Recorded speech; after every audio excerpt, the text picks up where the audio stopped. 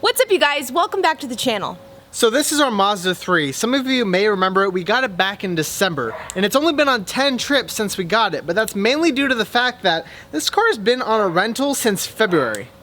And you can very clearly see this. If we look on the floor in the car, it is pretty dirty. It's almost just as dirty as it was whenever we got it back in December. And the worst part about it is that this paint is white, and white never shows dirt. So you know it's dirty when white starts looking like black paint. So being as though this car has been gone for so long, there are some things that we need to do to it to make sure that it's ready for its next rental because of the fact it was gone for such a long time. So this guest and this rental is a perfect example of why you should allow for shorter duration trips, because this trip started out as just a 3-day rental and it ended up turning into a 2.5 month rental because the renter kept extended every single 3 days. Now, I saw this car about a month ago, and I really just wanted to at least put my hands on it to make sure that the car still existed, for one. And for two, it was way overdue on an oil change. And not really way overdue, I was just really nervous that it was. Thankfully, it was actually only about 200 miles over what I needed the mileage to be for the next oil change. So I was able to change the oil, do the filter, and make sure the car was very clearly still in one piece, and it was. First stop, before we do anything, we gotta get this car cleaned out to the car wash. Give me air!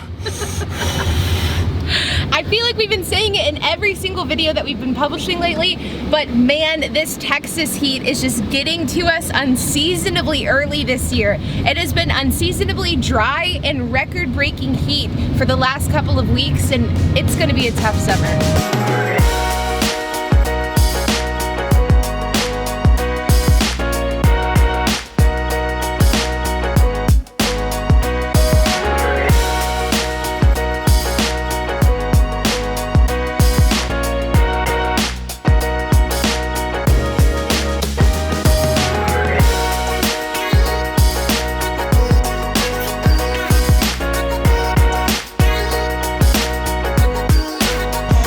So another thing we have to get addressed on the car, aside from it just being dirty, is, well, I'll let you take a look.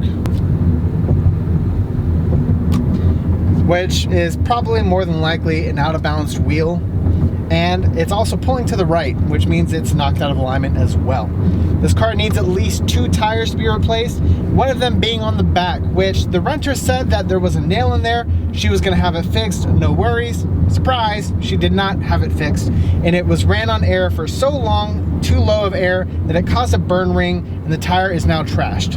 And typically in these types of situations where a guest hits a nail, they run the tire on low for too long, causing things like burn rings or damage. Typically we would file that as a damage claim and try to get reimbursed, but we do try to judge it on a case-by-case basis. And in this instance, she had the car for so long and the tires are nearing the end of their lives that we're just gonna eat the cost and replace it and get the car aligned.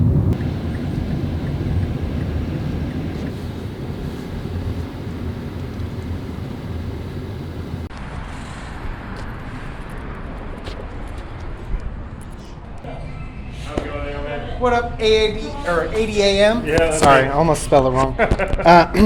205 55 16s, please. Yeah. Pull up here, spoke to Mr. Ethan. Need 2 cheapest ones. I believe you have some Sentries. Yeah, just take them with you. Need me to mount them for you. Just take them with me. Okay, I'll go grab them for you real quick. F&A, Cotton, appreciate you. Sure.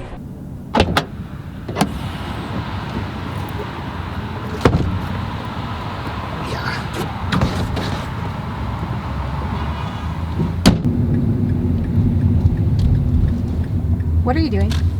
It's so hot, and the drinks are so cold. What up? Can I get 2 frozen strawberry lemonades, please? Alright. And what is your name? My name is Corey. Corey, do me a favor. Make those with love. Alright. Maybe 217 at the window. Awesome, thank you. What up? What's going on? What's up, C-Money? Appreciate you. Oh, no, that was him. Appreciate you. There you are. Thanks, man. Have a good one. You as well. So 2 tires down, it cost us $136.40. Now all we need to do is get it aligned and get the tires mounted. But to save ourselves a little bit of money, I'm gonna go ahead and rotate the tires so we don't have to pay for a mounting and balancing and a rotate. So time to move those back to the rear axle.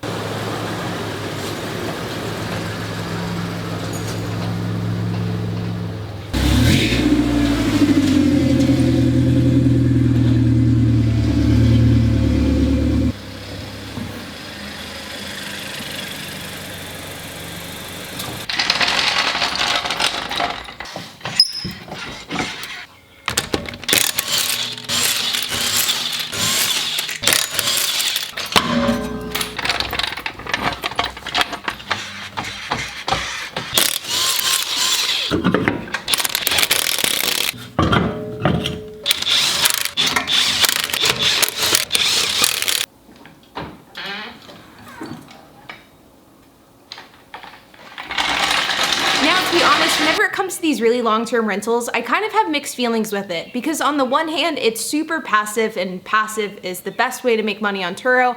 But on the other hand, a lot can go wrong on these really long-term rentals. And I'm not gonna lie, there was a part of me that was really happy to finally get this car back so that we could make sure everything was running smoothly and nothing was wrong with the car. Like 2 tires and an alignment, which will have to be done on Monday because they're closed today. Monday morning, 7 a.m., bright and early. Time to take the Mazda down the street to have both 2 rear tires replaced and an alignment.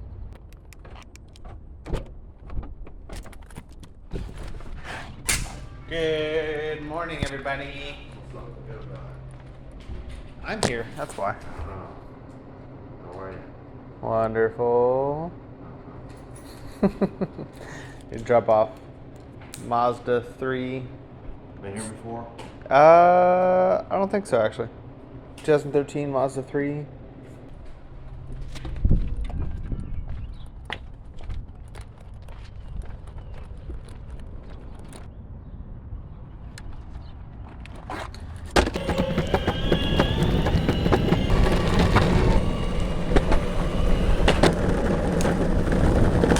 Morning, ladies. 1 hour later. And just like that, the car is aligned, tires are on, tires are rotated.